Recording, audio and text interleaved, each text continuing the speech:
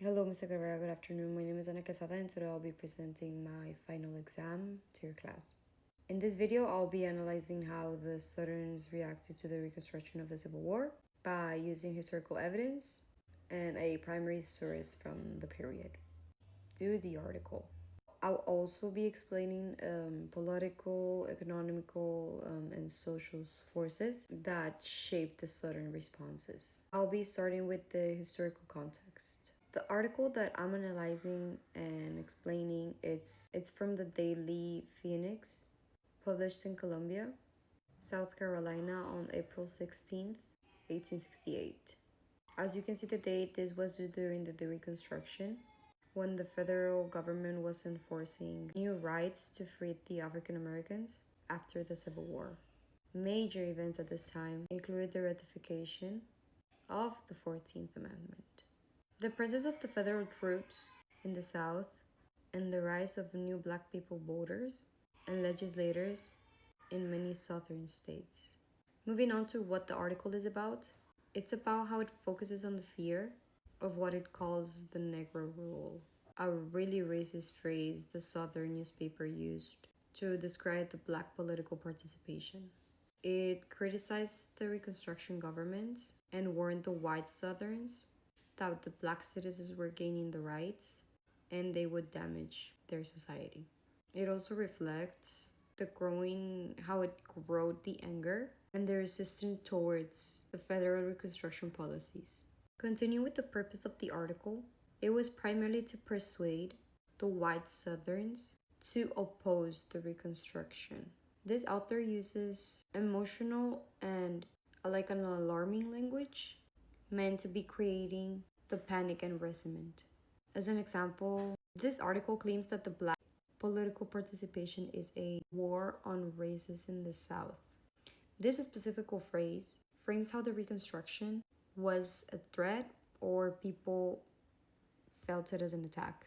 However, it's not a democratic expansion of rights. It also alerts the readers about what it calls the elevation of an inferior race over the white man. This direct quote shows the purpose clearly. For example, to strengthen the white supremacist attitudes, to convince the Southerns that the Reconstruction is dangerous, to relay support against the black voters and their political rights. Moving on to the language, bias, and public attitudes. The language in this article is openly racist and shows extremely biased. The author rapidly describes African Americans as an unfit for citizenship and uses a fear-based wording to influence the reader. For example, this article says that Reconstruction will bring ruin to our institutions and disorder among our people. This reveals social bias, the belief that black people are naturally inferior, political bias, the view that the black people voting is illegitimate, and the cultural fear, the anxiety about losing the white dominance. This reflects a larger public sentiment in the South, where white citizens believed that Reconstruction was a punishment and that African Americans gaining the rights was a threat to their way of life. Moving on to the intended audience is clearly white Southern readers, especially those angry about the Reconstruction. The tone in this article is really emotional and fear-driven, appealing specifically to people who believe in the federal government. Plus, how the federal government was forcing on wanting change onto the South. The publication location, Columbia, South Carolina, also support this because South Carolina was one of the states with the strongest resistance to the Reconstruction and some of the earlier black codes.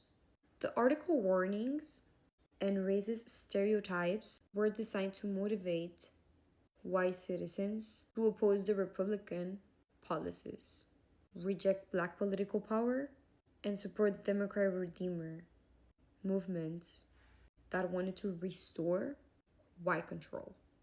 This article, in my mind, was understood in very several ways.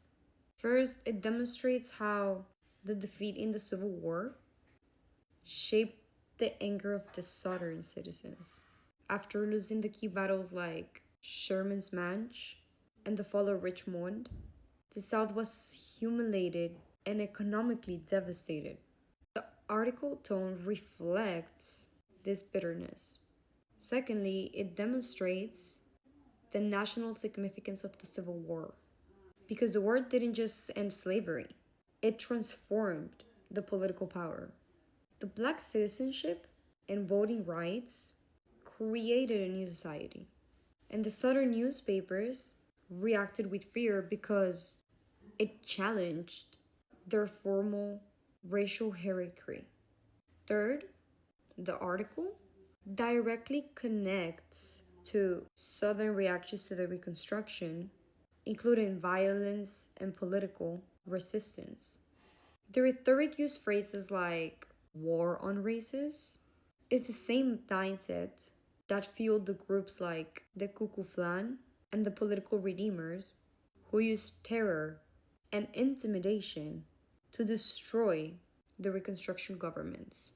Overall, I think this article helped me a lot to understand the Reconstruction. It's just not a set of laws, but is a battle over citizenship, democracy, and the racial equality.